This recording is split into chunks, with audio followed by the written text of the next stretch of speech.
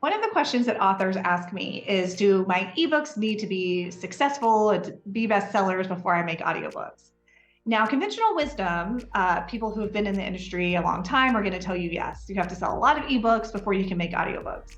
But I'm here to tell you that I didn't follow that advice. I loved audiobooks before I became an author, and I listened to them all the time.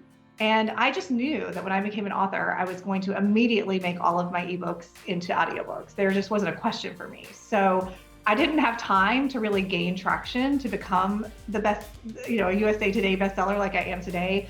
Because from the second that I released my first ebook, I began making the audiobook. People will give you different advice, and everything that I'm going to give you on this channel is just my experience. There's no right or wrong. Everyone has to have their own experience and find what works for them. And I'm a firm believer that different things do work for different people. But for me, the right decision was to go ahead and produce my audiobooks pretty much at the same time that I produced my ebooks.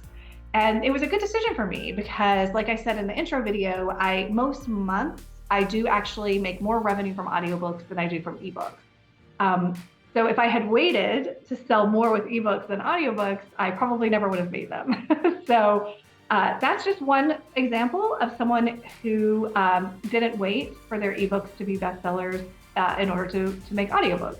Now, I do produce all my audiobooks myself, and it is expensive to produce audiobooks. So I made sure that I saved up the money to pay for audiobook production before I left my corporate job and became an author.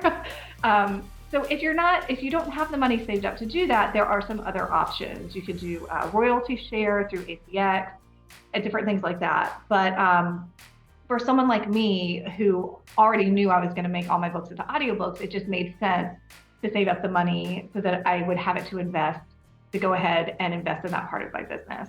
So if you have any questions about that, let me know in the comments below, and then I can make some more videos to expand upon different things like royalty share. I'll also make some videos expanding upon how I choose my narrators and different narrators that I use for the different types of romance I write. So I look forward to that.